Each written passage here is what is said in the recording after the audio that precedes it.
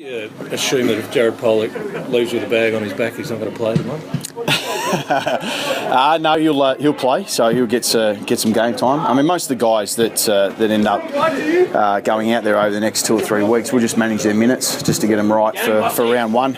We never take our eye off that, but important to get some game under their belt. They've played plenty of pre-season. They're all just looking forward to the match. So what decisions have you made on how you use those big names that are coming off some sort of injury or a year out, like and Dixon and so forth? I'll be managing their minutes, really. Same in Paddy's situation, being 12 months out of the game. Sometimes continuity is actually a good thing too.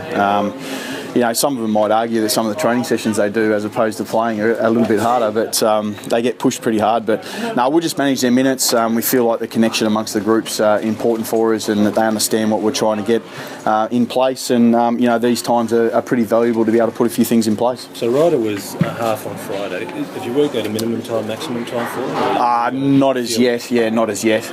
We'll probably have a chat about that tonight in the team meeting or tomorrow morning, so we get a clearer idea on what that looks like. Voss, what's the issue? Go the same for the young boys, like Sammy Pepper? Yeah, absolutely. The actual individuals haven't been necessarily highlighted, but yeah, we're certainly the intent is to manage all of them really. Whether that's a half or whether that's 3/4. Time is a little bit compromised anyway in JLT, but we'll look at their total load over the course of this next month, and it's all in prepared for what we do in round one. So what's the issue with Robbie Gray? Robbie just a little bit sore at the moment, so expect he's probably going to be right to go next week. So we've got a good patch of about 10 days. I think he'll be playing next week or certainly very much the week after. Is he someone who will have to be managed throughout the season, or is this just No, not at all. No. So what becomes a priority here, Michael? The way you use the players, the way they play, or the win-loss result? No, win-loss is completely secondary to us. Obviously every game you go out there, you compete with a winning mindset. And any time you come into these games, the last quarters always become quite interesting. But, the priority for us is that, we put some of the things we've tried to do over the pre-season in place.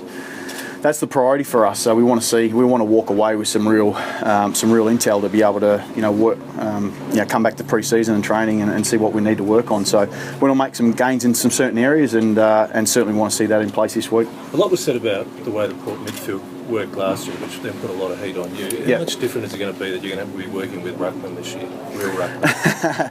No, I think it's always nice to get first hands, but I mean even with the mids that we talk about, I mean you're only looking for the minorest advantages, and I think one of the really key strengths that we developed out of last year was our ability to be able to hunt at ground level and win the footy from a negative situation. That mindset should never change for us. We should always maintain that mindset, and if we're able to get some ruck advantage, well then that should be seen as a bonus, but not a given. Have you looked at changes to the midfield in the off-season, given obviously it didn't work as well as you would have liked last year? Have there been big changes in the off-season from a coaching point of view?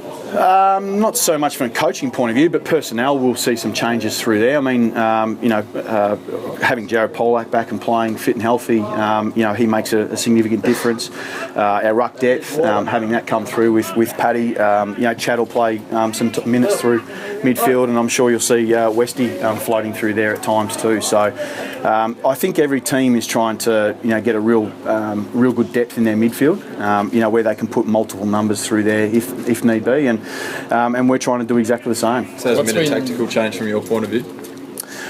As I think Jacko mentioned, we've got to force a look at our team and see where our strengths are and can we maximise them. So, sometimes that comes in personnel and sometimes that comes in the system that you play. And we've looked at our personnel pretty hard, and we've made some positional changes. At this stage, they're never always a given because this is the thing you get at this time of the year. You get to try a few things, and it might confirm a few things, and it might just alter some of the things that you originally come in with. So. It's good feedback for us. What's your impression of the new draftees, particularly St Pepper, who looked impressive in the internal trial here? No, they've all impressed on some level. Game time will be. We're all looking forward to seeing what they can do on the big stage. But I think the thing that everything's been talking around with these guys that have come in so far this year has been just their attitude and their want to improve. And it's been one of the best that I've seen, to be honest. the way they've just accepted the work. We've managed their time as best we possibly can. We think we've done that pretty well, but we're looking forward to seeing them play and see what they got. Does Powell Pepper look like he could go into the team for round one? That's too early to tell. I mean, always a bit of a believer that you're always quite exciting when you get first-year players, but you also got to temper that to realise that, if you're in your first year and you're playing games of footy, it's a bit of a bonus. Expectations for us is that they bring their weapons that they got recruited for, and he's got a few of those, as some of the other boys have. Size is one of them. I mean, he's a big boy, and he knows how to throw his weight around. So he's certainly not going to walk on a football field and be scared. That's for sure. Like, what are the questions you were asking of the group in this pre-season? Well, the pre-season I think has been a big one. We've spent a lot of time on our, the way we want to move the ball, and that's been a real big focus for us. So I think we want to see a little bit of that in play. But I think at the start of every single year, you've got to just make sure that your efforts, first and foremost, right at the start, in the right place. And that's almost the first thing you've got to get right, because without the effort, then the system doesn't come together. So the clarity of everyone's role and what we need to be able to see get done, that's probably a big priority for us. You mentioned the way you want to move the ball. Is that more about efficiency or speed of movement, or I think they all go together. I think the speed and when to go fast and when to hold it up, and your efficiency going inside 50 and how you score. I mean they're all sort of related. They exist as one another, really. Do you feel unnecessary extra pressure when the club president makes it known publicly that failure won't be tolerated? No, I think we always expect that expectations are always high. They are internally as well as externally. An old coach of mine always said about living in the moment. It's the most important moment. And so, inside the four walls, that's what we do. And what's in front of us right now is we've got game one. So that's we don't think of anything else at this stage. Manny Broadbent, sort of how far away is he from coming back to playing? Has he just got a bit of a niggle? Or? Yeah, he might be a couple of weeks. So he's got a bit of a hamstring issue at the moment. So the great thing with Brogsy is that I think he's mentioned that he had his first rehab session that he's ever had in his career. So you can guarantee one thing: he won't be there that long. He's a true pro, and he'll be back pretty soon. When you say a couple of weeks, is that then putting him in doubt for round one, or no, he'll be well and truly. One of the last JLT games. Yeah. And what about Matty White? Matty White, he'd be. Whitey's just sort of, he's going to be sort of a bit of a week-to-week proposition at the moment, so he'll be the other guy that'll obviously, come up for consideration. How's it gone during the pre-season? He's been all right. He's been a little bit injury interrupted. So he's just sort of had a bit of a start and then stopped and then got started and stopped again. So we've just got to make sure that we've got him, and his body in the right shape. Is it a calf problem this time?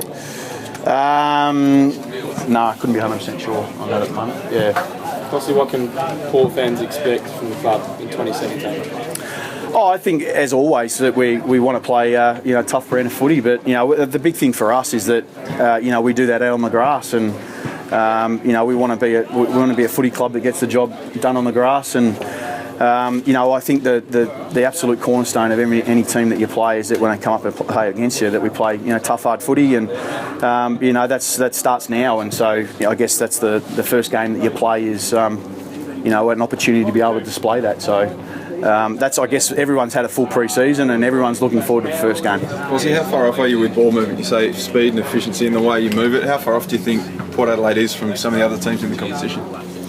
I would always think you're not too far away.